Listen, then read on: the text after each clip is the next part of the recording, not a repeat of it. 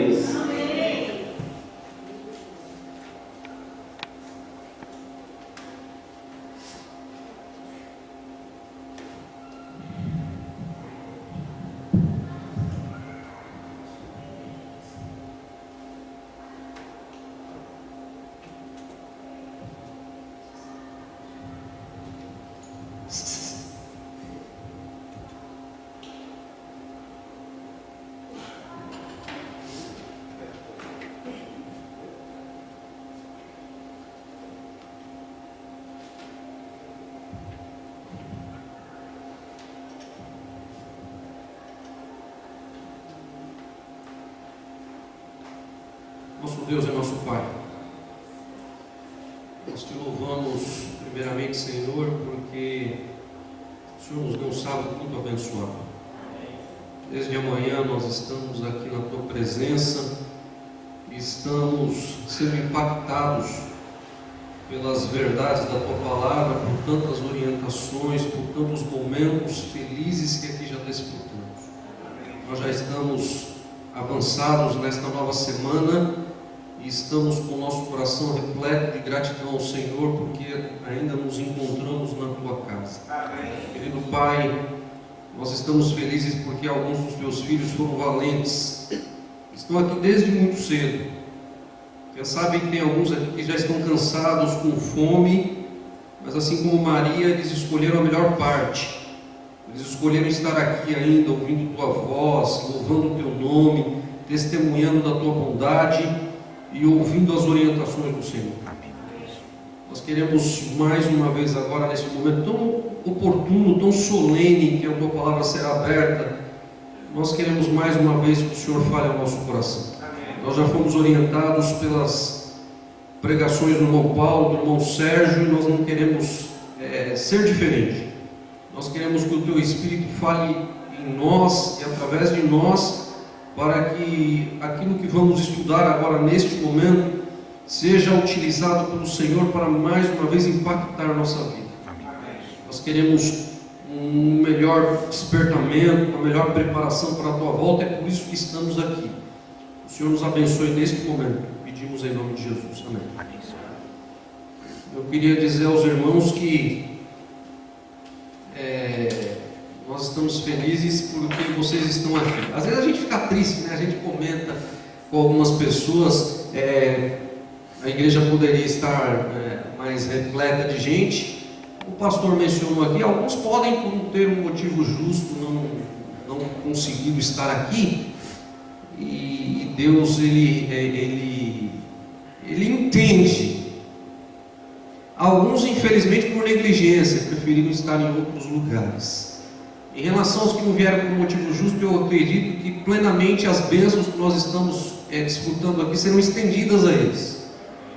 Agora, aqueles que não vieram por negligência, nós precisamos orar para que na próxima oportunidade eles estejam aqui. Que, como o irmão Sérgio falou, o Espírito Santo tem um senso de justiça. Não seria justo da parte de Deus dar a mesma bênção que Ele está dando para você, que está desde manhã aqui cansado, com fome, e tem muita gente agora que preferiu ficar já na televisão, preferiu ficar em outras atividades. Isso não seria justo da parte de Deus.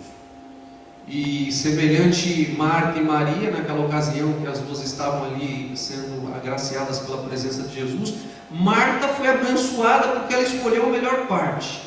E eu louvo a Deus porque você escolheu a melhor parte, amém? E eu quero dizer para você que sempre Deus trabalhou com poucas pessoas, não fica triste não. No Jardim do Éden foram 2, na época do Rio foram 8, na época de Babilônia foram 4, né? Daniel e seus companheiros, de forma assim, explícita ali representada no verso. Deus escolheu 12 homens para dar início à sua igreja. Ele escolheu um homem, Martinho Lutero, para impactar o mundo na Idade Média. E se nós estivermos dispostos, Deus pode usar a nossa vida, nossa voz, as nossas mãos, pode usar-nos completamente para sermos uma bênção em suas mãos. Então não fique preocupado com a quantidade não. Deus não precisa de quantidade, Ele precisa de disponibilidade. Na época de Gideão, os israelitas enfrentaram um exército de quantas mil pessoas? 120 mil. Estava ali o pobre Gideão com 32 mil pessoas à disposição e já estava numa desproporcionalidade tremenda. Ele ficou triste, Senhor, mas só com 32 mil. Deus olhou para ele e falou: olha, eu tenho uma notícia ruim para você aos olhos humanos. Isso é muita gente ainda. E Deus levou ali um ribeiro e selecionou, e quando selecionou, antes disso, né? Houve uma outra seleção e sobrou 10 mil, não era nem 10%. E se Gideão com 32 já estava chateado, preocupado, quem sabe angustiado, imagina com 10 mil para enfrentar um exército de 120 mil. E Deus olhou para ele e falou: camarada, eu tenho uma notícia ruim para você, 10 mil ainda é muito. Vai lá no ribeiro e peneira. Ele foi no ribeiro e peneirou. Quantos sobraram, irmãos? 300. Com 300, Deus fez o trabalho. Deus pode fazer as coisas que Ele quiser, com a quantidade de pessoas que se disponibilizarem, porque Ele é o Deus do impossível. Então, se você está aqui nesta noite, eu louvo ao Senhor pela tua presença. Nós vamos dar continuidade ao estudo do Espírito Santo. É uma pena, né? Nós estávamos comentando ali com os demais anciãos um assunto tão importante, como o Paulo já trouxe, como o Sérgio já trouxe, e infelizmente a maioria dos irmãos, quem sabe, alguns tiveram, como eu falei, os seus motivos e outros preferiram ouvir. Mas de todos os 3 assuntos apresentados aqui, o Paulo foi um assunto muito oportuno sobre a divindade do Espírito, que é muito questionada aí fora, mesmo alguns na igreja não entendem. O Sérgio falou sobre a obra do Espírito. Nenhum dos dois você tem participação. O que o Paulo falou foi muito bem explicado, mas nós temos revelação tremenda a respeito, como bem utilizou. Ficou claro que o Espírito Santo é Deus. Na segunda palestra do irmão Sérgio, ele estava estudando conosco o trabalho que o Espírito está disposto a fazer em nós e através de nós. Agora, nessa próxima palestra, o negócio fica um pouquinho mais estreito, porque para que eu receba o poder do Espírito Santo, eu tenho uma parte a desempenhar. E esta parte a desempenhar é o que eu preciso fazer para que eu receba este poder que nós temos tanta necessidade. Irmãos, eu fico pensando às vezes, não sei se você já pensou isso. E o pastor, eu acho que ele tem mais aprofundado isso, que ele é funcionário da obra. Uma igreja, irmãos, é uma igreja que tem sido abençoada por Deus. Temos hospitais, temos escolas, temos universidades, temos os melhores teólogos, temos muitas coisas à disposição. E às vezes eu me pergunto, por que tudo isso que nós temos em mãos, nós ainda estamos aqui nesse mundo? Para pensar nos apóstolos. Aonde Pedro tinha estudado? O que os discípulos tinham de tecnologia? Eles não tinham telão, eles não tinham igreja, eles não tinham som, não tinham microfone, não tinham igreja confortável, não tinham nada do que nós temos, não tinham livro, não tinham casa publicadora, não tinham hospital, não tinham literatura. E o que eles tinham? O que eles tinham?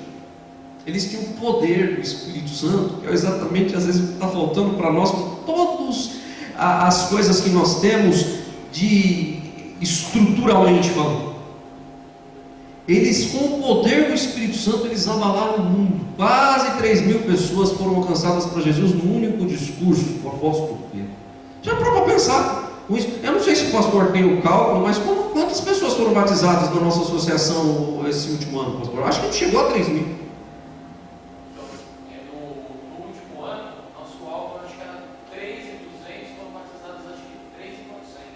3.400 em um ano. Nós temos aproximadamente em nossa associação quase 3 mil membros adventistas, um pouco mais, um pouco menos.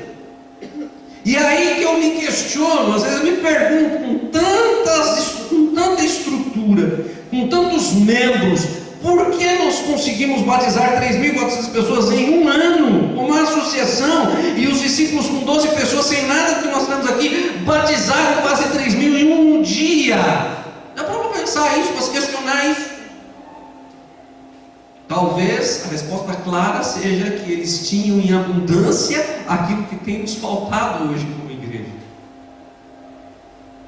E é exatamente por isso que nós estamos estudando sobre este poder maravilhoso, o poder do Espírito Santo, que é Ele que vai nos conceder condições para terminar a obra que os discípulos começaram na Pentecostes. Agora eu pergunto aos irmãos, por que nós precisamos cumprir algumas coisas para receber o Espírito Santo? Você já parou para pensar sobre isso? Por que Deus não dá para todo mundo? Toma para você, toma para você, toma para você, toma para você. Por que tem condições? Já parou para se perguntar? Deus podia ter dado. O Espírito Santo não é bom? É bom ou não é? Maravilhoso. maravilhoso, por que Deus não dá para todos? Tem condições, ó. Você quer receber, pouco antes de Jesus ir para o céu, o que Jesus falou para os discípulos? Vocês vão ficar lá, ó, a situação se repete. Vocês fiquem lá no cenáculo, trancados por 10 dias, não saem de lá. E às vezes, sabe por quê, irmãos? No livro A Vida do Consolador, que o Paulo sempre comenta, do pastor Leroy, foi uma bênção. Sabe o que ele fala?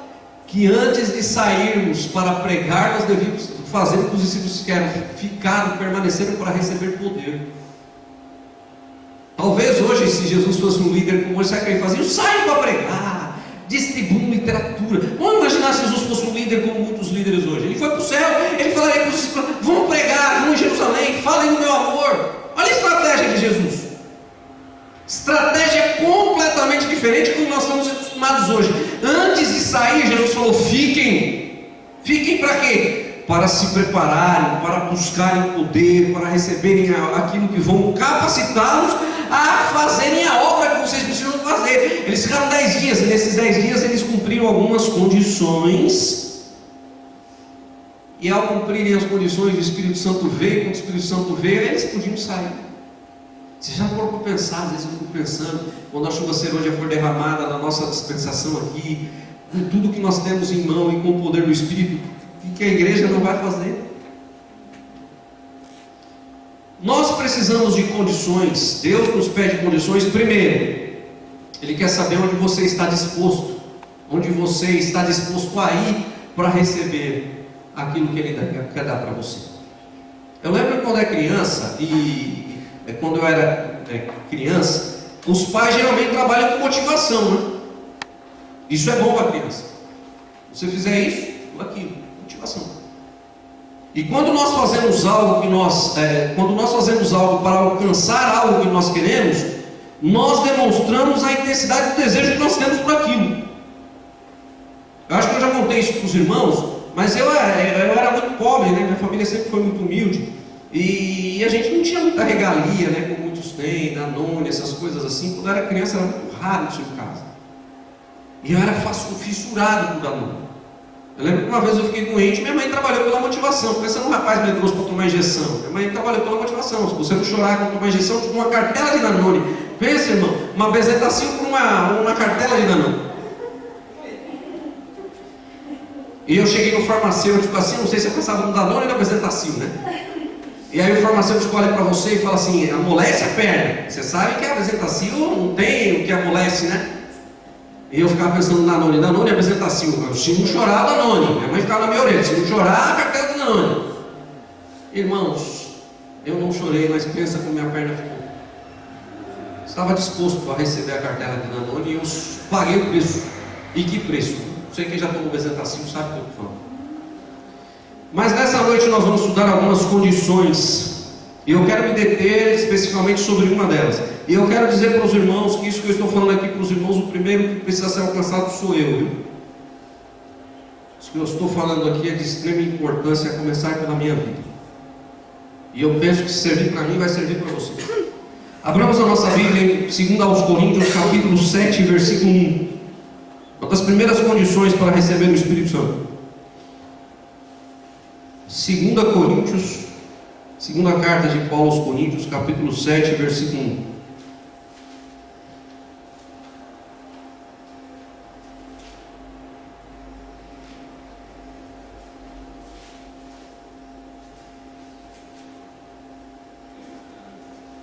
Diz a palavra de Deus assim: tendo, pois, ó amados, tais promessas, purifiquemo-nos de toda a impureza, tanto da carne como do espírito, aperfeiçoando a nossa santidade no temor de Deus.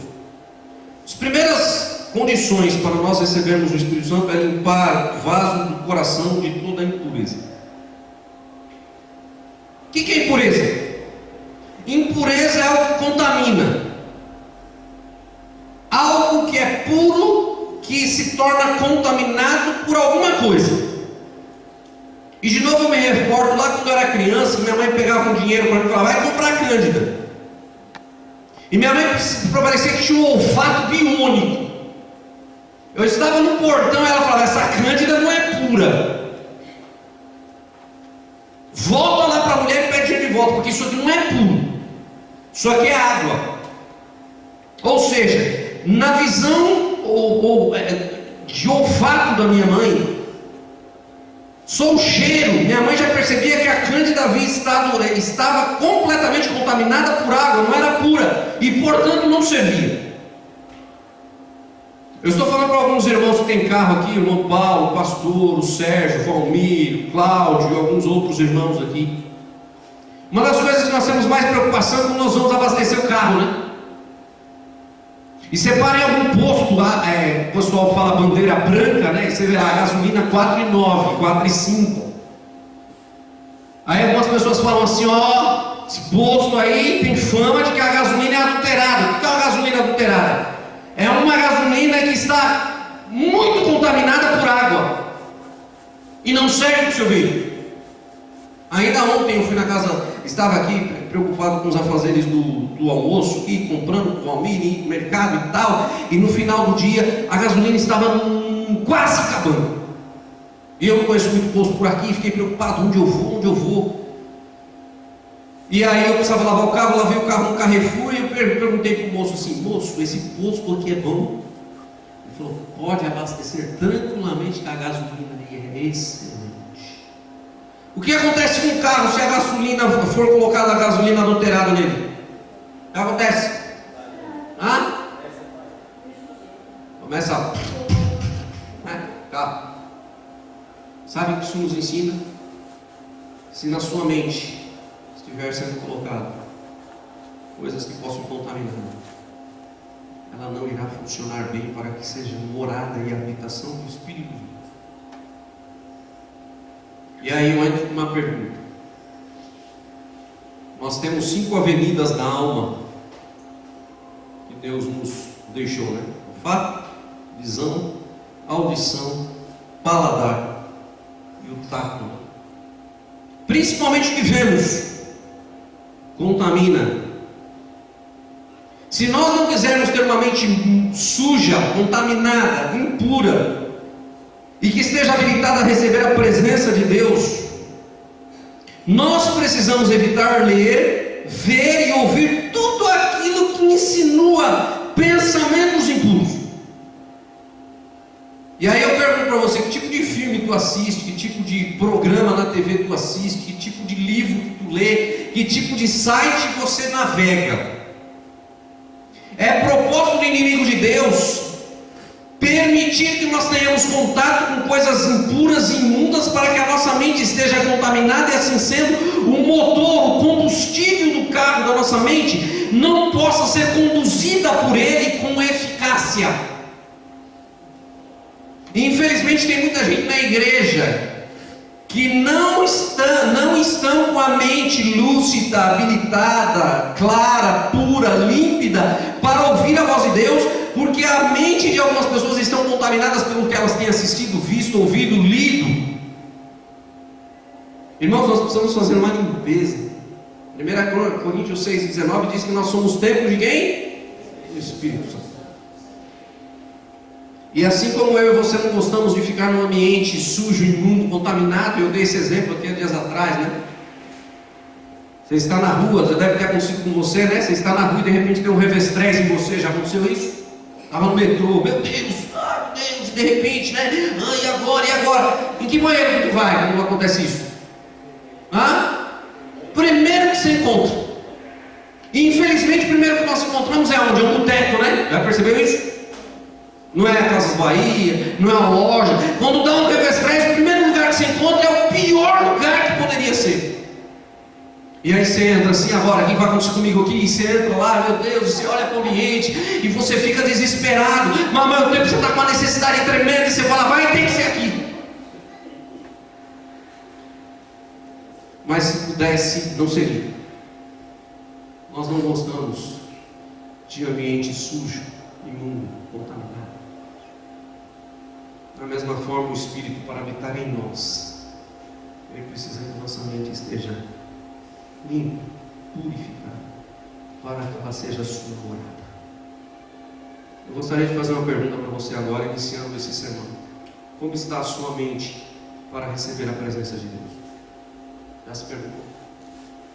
será que ele teria condições plenas, condições favoráveis para habitar na sua mente e conduzi-lo? Primeira coisa que nós precisamos então, purificação. Tudo aquilo que contamina, remover. Segundo, gostaria que os irmãos abrissem a Bíblia em 1 João 9, um verso muito conhecido. Nós conhecemos desde pequenininho. Eu desde os 5, 6 anos, acho que conheço esse verso. Nós poderíamos citá-lo de cor. Se confessarmos,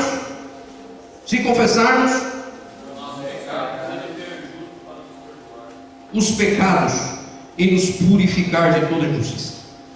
Um segundo passo para que o Espírito possa habitar em nossa vida, para que nós possamos recebê-lo, é confessar os nossos pecados.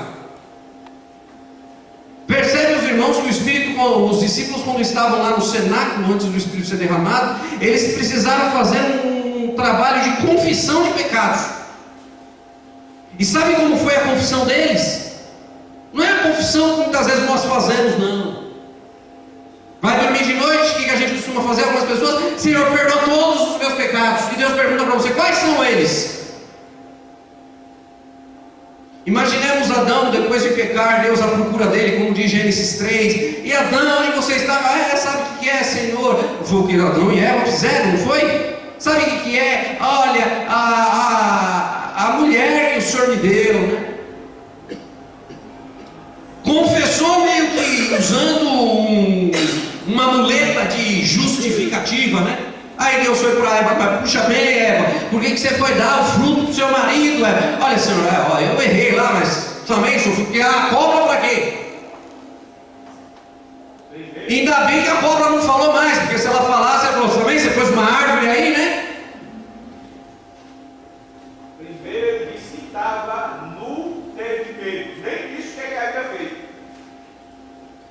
Os pecados precisam ser confessados sem rodeios e sem justificativas, para que eles sejam perdoados. A grande pergunta que precisamos fazer é: quais são os pecados que nós temos cometido? Tu sabe? Tu sabe? Tu sabe? Sabe ou não sabe? Sabemos. E precisamos confessá-los exatamente como eles foram cometidos e sem nenhuma justificativa, ou seja, sem nenhum porquê. Se nós queremos que eles sejam perdoados. É mais ou menos assim: Senhor, eu falhei, eu não devia ter assistido, ponto final. Eu não devia ter vestido, e ponto final. Eu não devia ter ouvido, e ponto final. Eu não devia ter navegado, e ponto final. Eu não devia ter ido, e ponto final.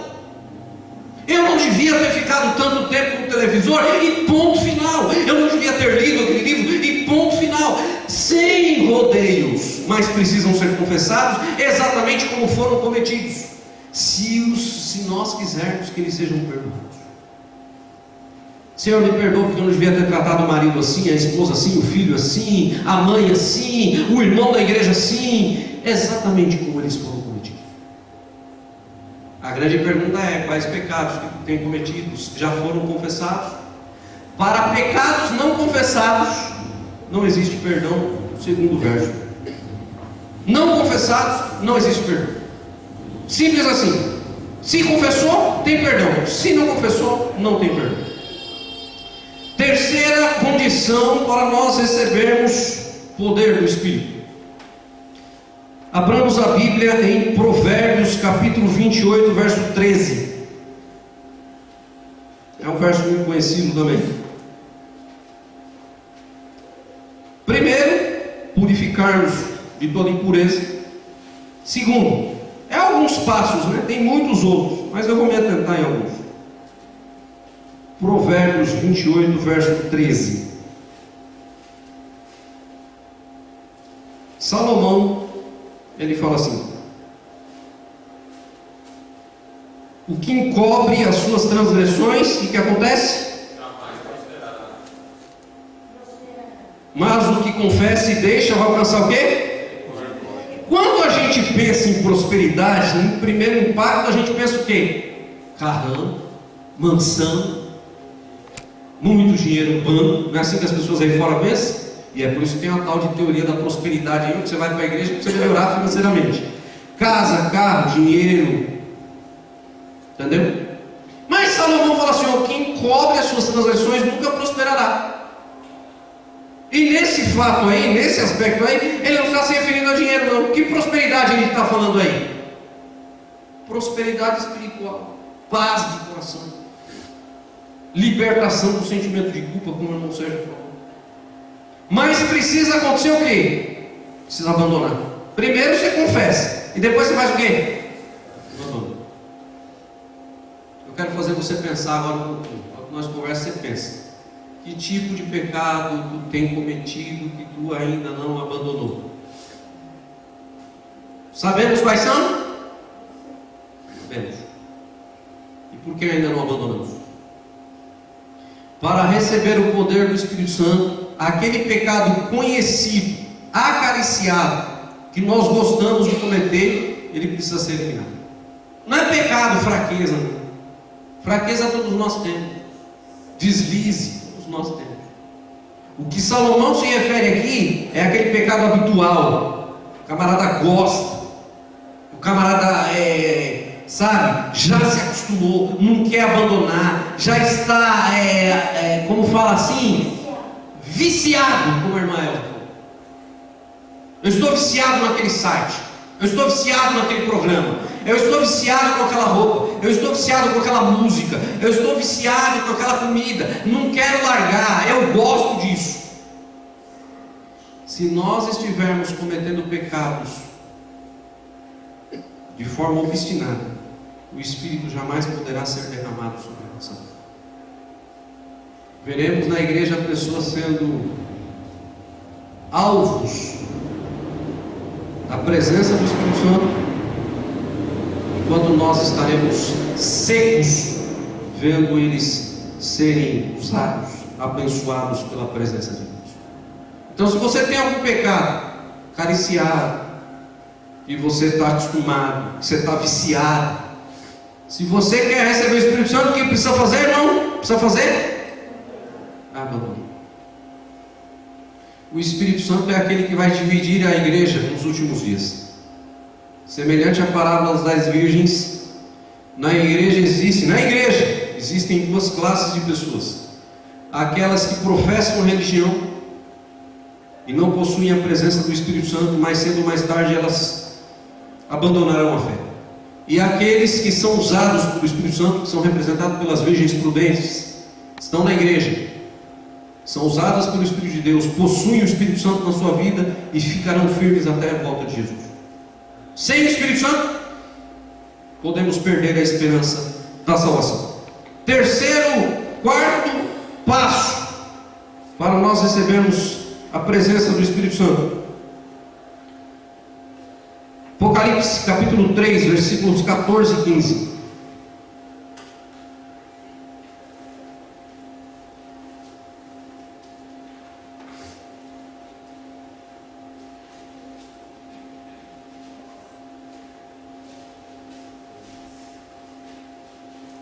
Apocalipse capítulo 3, verso 14 e 15 diz assim, e o 16 também: ao anjo da igreja de Laodiceia escreve: essas coisas diz o Amém, a testemunha fiel e verdadeira, o princípio da criação de Deus. Conheça as tuas obras, que nem és frio e nem és quente. Quem dera fosses frio ou quente. Assim, porque és o que, irmão? É o que? Morno. Nem és quente nem frio. Estou a ponto de vomitar-te da minha boca. O que é um cristão morno? Cristão que não se decidiu ainda, né? E uma vez eu falei isso numa igreja, eu me compliquei, né? A gente tem um ditado popular que fala cristão Raimundo, né? Um pé na igreja e um pé no mundo. E eu fui usar essa expressão, tinha o irmão Raimundo lá no fundo. Deu ruim. Mas cristão Raimundo, uma linguagem aí meio extrovertida de expressar esta característica de alguns cristãos, ele ainda não se decidiu se ele quer ser um cristão ou se ele quer permanecer no mundo. Ele até vem na igreja, ele até gosta, ele até tem cargo aqui, mas não tem muito compromisso, né? Ele não lê Bíblia, ele não ora, ele não estuda, estuda. A vida cristã é meio assim, né, de eventos, participa de algumas coisas aqui. Tal cristão, se não tomar uma posição firme, jamais receberá o Espírito Santo. Se você fosse classificar a sua vida espiritual, ela seria fria, quente ou morna? E você poderia responder agora. Infelizmente, hoje ainda tem esse grupo na igreja, que é o grupo do cristão morno. Mas em breve, só vai haver duas classes. Ou o morno torna-se quente, ou ele se torna frio. Não tem meio termo. Cristão morno é tão desagradável para Deus, é tão desagradável para Deus, que Deus fala que ele tem vontade de fazer o quê?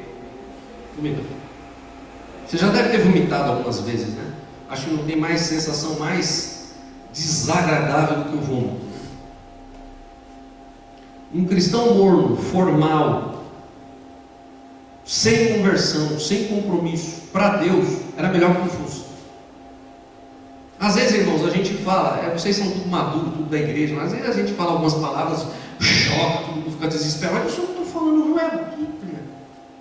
Às vezes eu vejo irmãos, eu lembro da pregação do irmão Noel. Quem lembra do irmão Noel, né? Eu era da irmão Noel pregava, mas pregava. Sabe, irmão, para Deus, o negócio é sim ou não.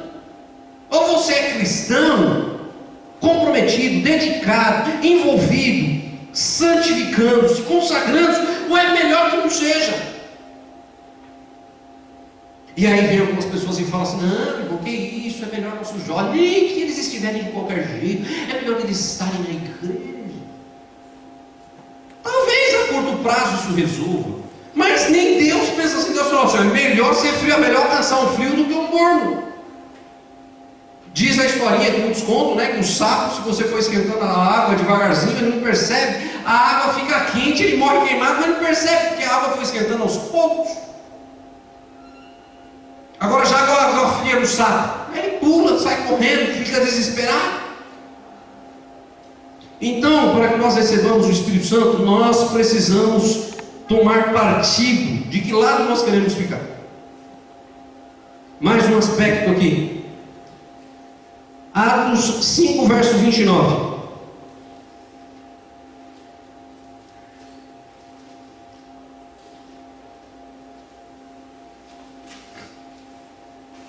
Atos capítulo 5, versículo 29.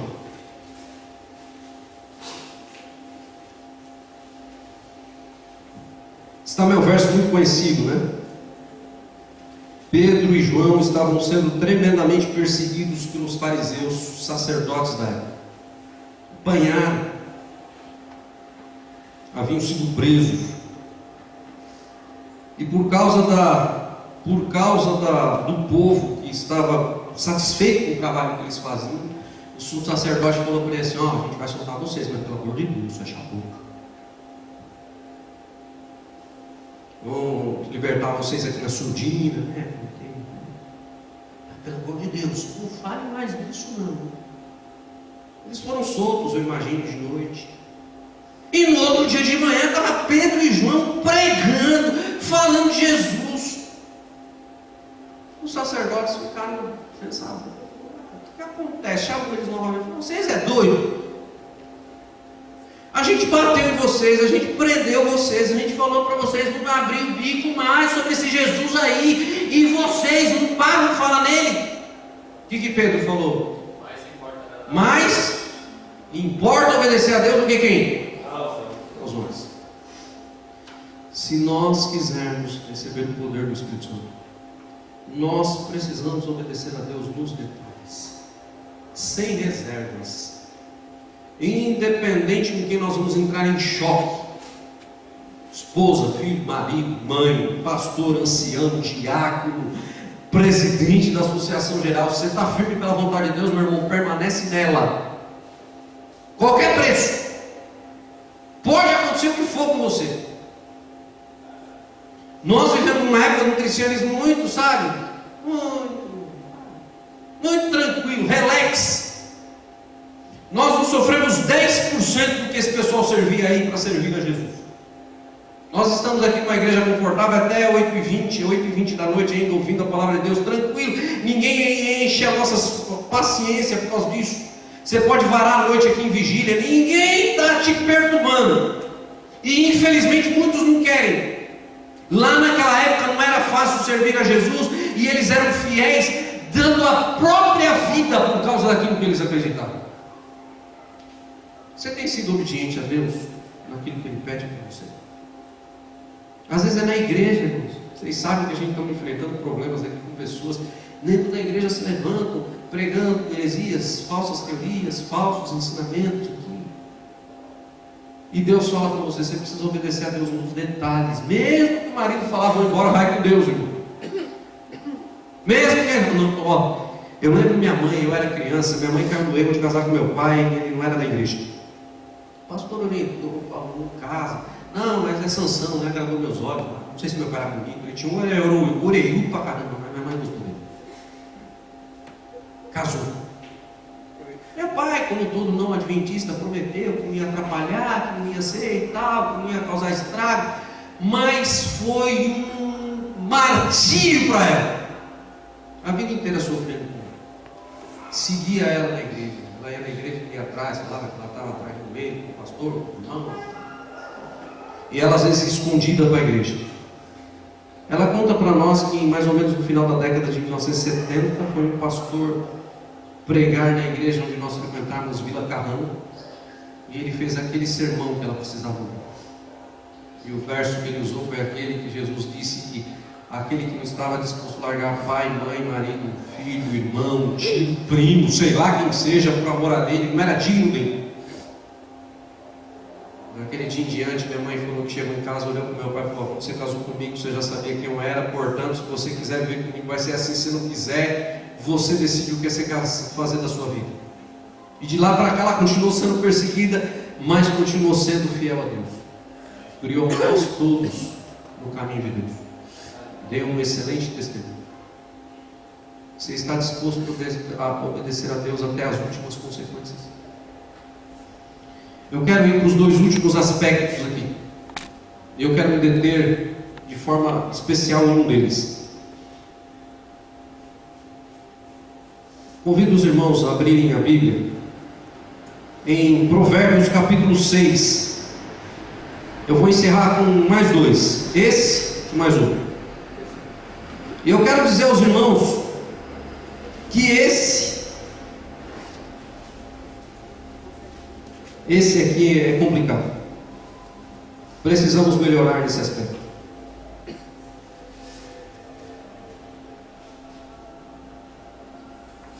Quem aqui odeia alguma coisa?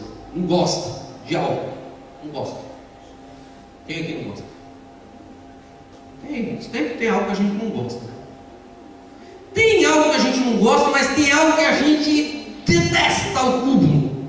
Você não pode nem ouvir falar, você não pode nem ver. Tem coisa que a gente não gosta, tem coisa que a gente não suporta. A maioria das mulheres não gosta de barata, de rato. Algumas outras não suportam, que o marido não veja que ela fez bem o cabelo, a dele tem pão. Mas tem coisa que a gente detesta e tem coisa que a gente não suporta. Você sabia que tem coisa que Deus odeia? Mas tem coisa que Ele não suporta, Você sabe o que é? E é o que nós precisamos fazer para receber o Espírito Santo. Eliminar, né? Para receber o Espírito Santo. Provérbios capítulo 6, versículos de 16 a 19. 6 coisas o Senhor aborrece. Ele não gosta. Eu não gosto de giló. Ele não gosta. Não gosto de giló. Mas berinjela não posso nem ver. Trazendo para a nossa realidade. Mas aqui dizendo de Deus, 6 coisas o Senhor aborrece. E a 7ª? Soma. Odeia. Abomina. Vamos ver o que é. Contando: olhos altivos, língua mentirosa, mãos que derramam sangue inocente, 3, coração que trama projetos iníquos, 6, 4, pés que se apressam a correr para o mal, 5, testemunha falsa que professa mentira, 6. Ou seja, essas 6 Deus aborrece. E qual que é a 7ª que Ele abomina? Final do verso 19. Qual que é a 7ª que Ele abomina? termina com o quê? O que semeia? Contenda entre irmãos. Eu quero me deter um pouquinho nesse tema. Eu não quero ser pretensioso de falar. Todos nós precisamos melhorar nessa questão. Inclusive, o Espírito Santo não será derramado sobre a vida daquele que não possui um bom relacionamento. O Espírito Santo, antes de receberem o poder do Espírito Santo, eles precisavam colocar os pingos nos is. O João não falava com Pedro, tinha mágoa, ressentimento do Tiago, do André, e o André tinha raiva do Felipe por uma situação, e esses 10 dias eu imagino eles lá no cenáculo, chorando um ombro do outro. Olha, me perdoa Pedro por aquela situação, me perdoa João por causa daquela situação, olha Pedro, ó, tal, e o Espírito Santo foi derramado. Eu quero me deter a uns minutinhos a mais sobre este tópico aqui. Esses dias eu fui convidado para pregar numa igreja à tarde, e o tema do JA era doenças autoimunes. Sabe o que é uma doença autoimune? Uma doença autoimune é aquela doença em que o corpo ele não reconhece a sua defesa e ele começa a brigar contra ele mesmo. Quem aqui já ouviu falar do lúpus? Lúpus. Tem gente, eu conheço poucas pessoas que têm lúpus. Eu conheço umas 3 pessoas que têm lúpus. Lúpus é uma doença não vê muita gente com lúpus. Mas o que é o lúpus? O lúpus é uma doença patológica em que o corpo ele luta contra o próprio corpo. Ou seja, o seu corpo, ao invés de combater o vírus, do coronavírus, da gripe, do sarampo, ele olha para uma célula boa e ele não reconhece. Ele fala assim, eu vou bater nele lá. E ele bate nele. A célula boa está olhando para ele, rapaz, eu sou do bem. Ele, não, que do bem, o quê? E eles começam a brigar entre eles. É uma doença autoimune. Lúpus. Eu tenho uma prima que sofre de lúpus. Irmãos, que doença triste. Ela vira e mexe com o médico. As dores terríveis. Lúpus. Eu não conheço muita gente com lúpus. E quando eu fui falar sobre doença autoimune para ela queria que eu fizesse uma relação espiritual entre o lúpus e alguma relação espiritual. E eu fiz um sermonete que eu quero compartilhar com os irmãos desses minutinhos que eu tenho, onde eu falei sobre lúpus espiritual. Causas, sintomas e tratamento. E eu quero finalizar com esta reflexão. Primeira causa do lúpus espiritual. E triste, viu? Em se tratando de lúpus patológico, você conhece alguém que tem lúpus? Quem conhece alguém que tem lúpus aqui? Pastor. E a Tayane. Numa igreja que tem aproximadamente 20 pessoas, 2 pessoas conhecem alguém que tem lúpus. É uma doença pouco comum. Agora eu quero dizer uma coisa triste para vocês. Em se tratando de lúpus espiritual, em menor ou maior escala, todos nós estamos contagiados. Eu vou mostrar para vocês aqui. Causas do lúpus espiritual. Abramos a nossa Bíblia em 1 aos Coríntios, capítulo 3, versículo 1 a 3.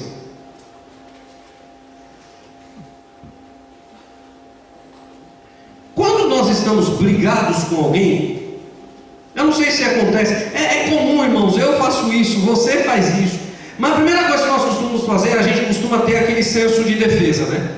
Eu estou obrigado com aquela pessoa porque ela me fez isso, ela me fez aquilo, ela falou aquilo, ela me prejudicou com aquilo, ela andou comentando mal de mim por aquilo, e eu fiquei full da vida com ela, e eu estou no meu direito. É assim que a gente faz? E a gente sempre quer sair com a razão. Pense em alguém que você está com um problema relacional, não é assim que a gente faz? Estou bravo com ele por causa disso, e pontua, isso, portanto, eu estou com a razão. Aí Paulo, ele vai mostrar qual é a causa do lúpus espiritual. 1 Coríntios capítulo 3, de 1 a 3, fala assim, eu, porém, irmãos, não vos pude falar a espirituais, e sim como a carnais, como a crianças em Cristo. Leite vos dei a beber, não vos dei alimento sólido, porque ainda não podeis suportá-lo, nem ainda agora podeis, porque ainda sois carnais. Portanto, havendo entre vós ciúmes e contendas, não é assim que sois carnais e andando segundo o homem? O que Paulo está falando aqui? A igreja de Corinto era uma igreja hiper problemática relacionalmente falando. E quando Paulo aborda o problema da divisão, da contenda na igreja, ele não chega no problema e fala assim: você está certo, você está errado. Ou seja, eu estou com um problema, vamos imaginar que eu vou usar algumas pessoas como exemplo aqui, porque eu tenho amizade, a Zana e o Valmir. Eu estou com um problema com o Valmir e... Aí Paulo chegou e falou: não, olha, o Ricardo está com um problema com o Valmir, mas é o Valmir que está, o Ricardo está certo, não.